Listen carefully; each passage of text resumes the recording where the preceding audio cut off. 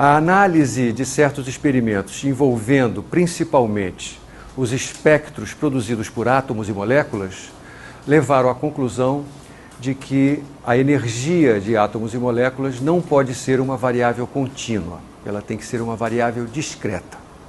Discreta significa ela não pode assumir qualquer valor, ela só assume valores dentro de um conjunto enumerável de valores. A esse fenômeno eu vou me referir como a quantização dos níveis de energia atômicos. A quantização dos níveis de energia atômicos vai estar associada à quantização das órbitas eletrônicas em torno do núcleo. E isso vai exigir, portanto, uma nova formulação da mecânica envolvida nesse movimento. O nome importante para o tema da aula de hoje é o nome de Niels Bohr. Bohr é um físico dinamarquês que, em 1913, propõe pela primeira vez um modelo para o átomo de hidrogênio, que é uma revolução quando comparado com a mecânica clássica. E é esse desenvolvimento, esse modelo de Bohr, que vai ser o alicerce fundamental para a construção, cerca de 12 anos depois, da mecânica quântica moderna. Em 1666, Newton produz, então, o primeiro espectro. E o que é isso? Newton descobre que, quando ele faz um feixe estreito de luz branca incidir sobre um prisma de vidro, esse feixe de luz branca, ao atravessar o vidro, ele se transforma num feixe mais largo e colorido, com as cores do arco-íris. Ele descobre, então, que a luz branca nada mais é do que uma superposição de luzes coloridas, uma superposição de várias cores. E quando eu me refiro a um espectro, eu estou me referindo exatamente à composição, em termos das cores, de uma determinada radiação. Então, o espectro descoberto por Newton está na raiz do desenvolvimento que vai nos levar à mecânica quântica. Newton é um dos pais da mecânica quântica. Em 1814, o físico alemão Fraunhofer descobre que o espectro da luz solar não é contínuo, como os primeiros espectros que Newton tinha mostrado. O que eu estou chamando de um espectro contínuo? Estou me referindo, então, outra vez à experiência de Newton. Faça incidir um feixe estreito de luz branca sobre um prisma.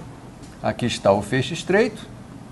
Esse feixe estreito sofre refração, nós sabemos desde criancinha, né? E o índice de refração do vidro é diferente para cada uma das cores que compõem a luz branca.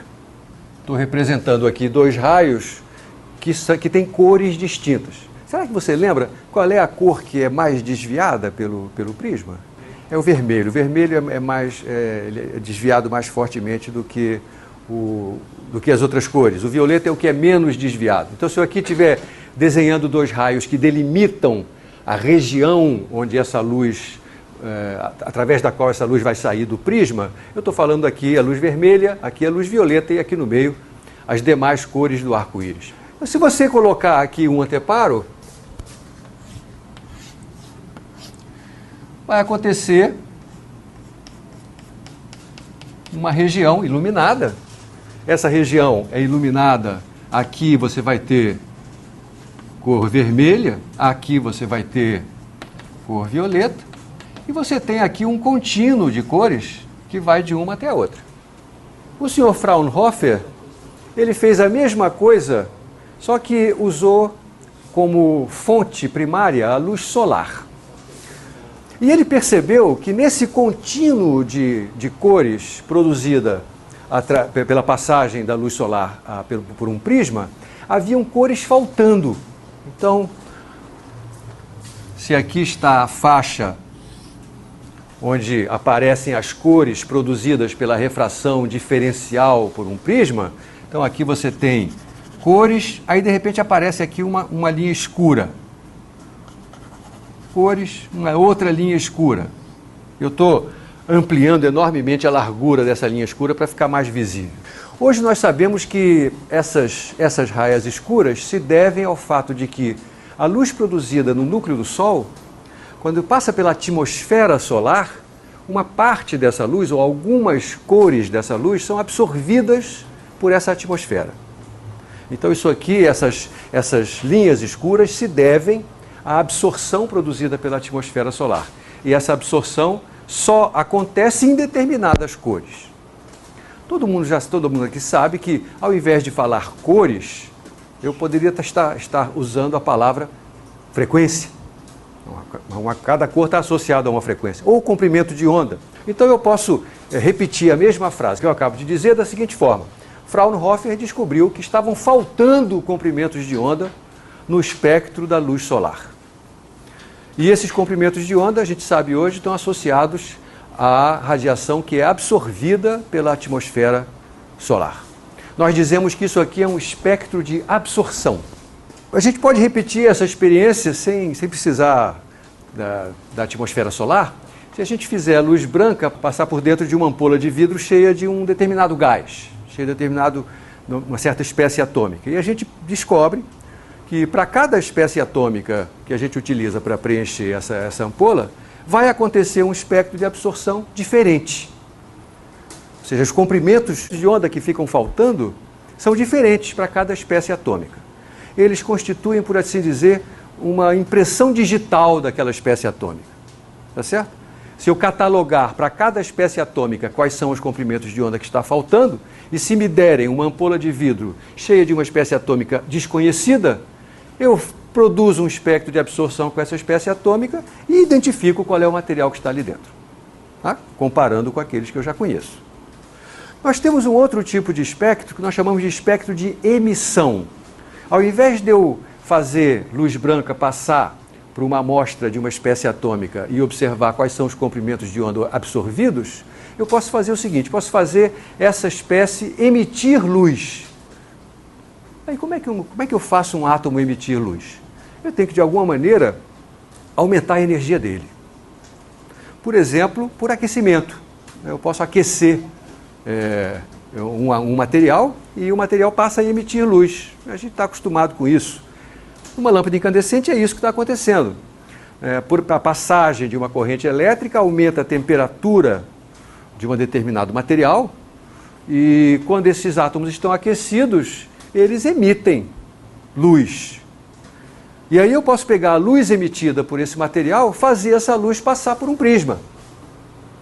Quando a luz passa por um prisma, o prisma, por causa dessa refração diferencial, vai desviar cada cor de uma forma diferente.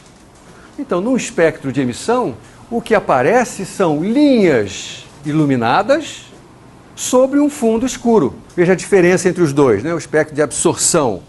O próprio nome indica, absorção significa que eu estou retirando alguma coisa da luz incidente e por isso aparecem as linhas escuras. No espectro de emissão, eu só estou deixando aparecer as frequências ou comprimentos de onda emitidos por aquela espécie atômica. Se você comparar o espectro de emissão com o espectro de absorção da mesma espécie atômica, você vai ver que eles têm muita coisa em comum. O espectro de absorção, na verdade, é constituído por um subconjunto das linhas mostradas no espectro de emissão.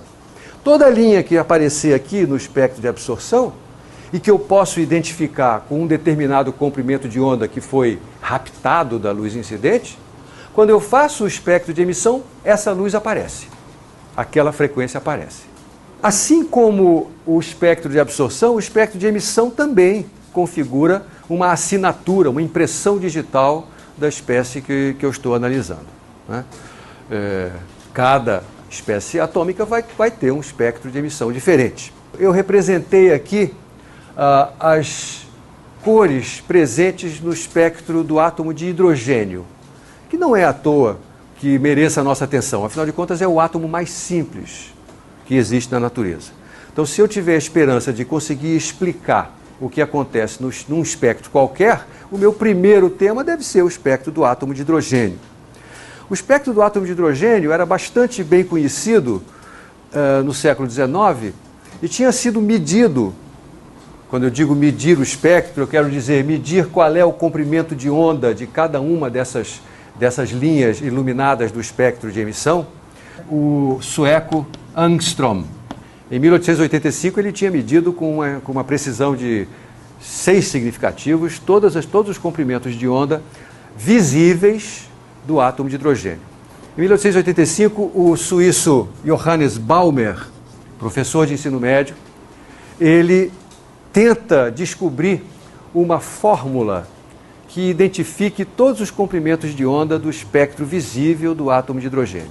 Ele tinha lá os valores desses 4 comprimentos, são só 4 comprimentos de onda, e ele tentou encontrar uma fórmula matemática que desse a ele os valores desses 4 comprimentos de onda. E ele encontrou essa fórmula. E a fórmula, chamada fórmula de Balmer, é a seguinte. Ele descobriu que essas 4 linhas do espectro de emissão visível do átomo de hidrogênio tinham comprimentos de onda dados precisamente por essa fórmula. Quais são os ingredientes dessa fórmula? Bom, aqui tem o comprimento de onda. Aqui, esse N, ele é 3, 4, 5 ou 6. Então, ele é um número inteiro, entre 3 e 6. Então, para cada número inteiro, ele obtém um dos comprimentos de onda. R é uma constante que ele ajustou para que isso aqui desse certo. Essa constante, ele mediu, e o valor moderno dela é esse aqui. Serve a unidade de medida que eu estou colocando, né? 0,0110 nanômetros a menos 1. Claro, isso aqui tem que ter dimensão de inverso de comprimento. O trabalho de Balmer foi importantíssimo, porque ele descobriu essa regularidade no espectro visível do átomo de hidrogênio e provocou uma série de especulações.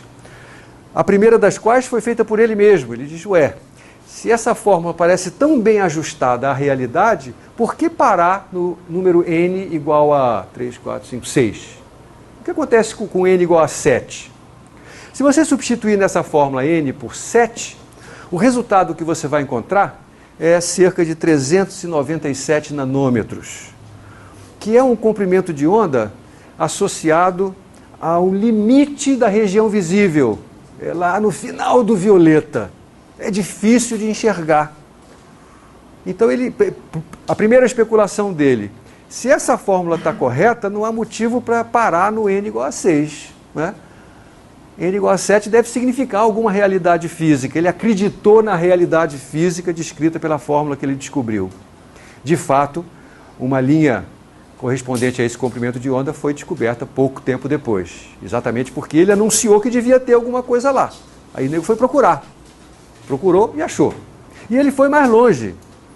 Ele diz, bom, se eu escrever esta fórmula da seguinte maneira, o número 4, na verdade, é 2 ao quadrado. Não é? Se eu escrevo ela dessa maneira, ela sugere uma simetria enorme. Por que não imaginar que ela possa ser verdadeira, não só para todos os n's, quando esse número for 2, mas também para todos os outros inteiros que eu posso colocar no lugar do 2. Então ele propõe que possa ser verdade esta extensão daquilo que ele tenha descoberto. Onde, evidente, para isso fazer sentido, n tem que ser um número maior do que n'. Né? E, na verdade, as linhas do espectro de emissão visíveis do átomo de hidrogênio estão associados ao valor n' igual a 2. Tá certo? Se você fizer a conta com outros valores para n', n igual a 1, por exemplo, e você vê o que vai resultar dessa conta, você vai ver que os valores de lambda que resultam estão fora da região visível. Então, mais uma previsão de Joseph Balmer. Essa fórmula deve ser correta também para outros valores de n', a gente só não está conseguindo ver porque está fora da região visível. Então a gente precisa ter outros instrumentos que nos possibilitem determinar a ocorrência de linhas no espectro de emissão naquela região do espectro eletromagnético que o nosso olho não consegue enxergar. Passa a ser uma tarefa, portanto, dos físicos teóricos descobrir por que é que essa fórmula é verdadeira. E quem vai fazer isso é Niels Bohr. Né?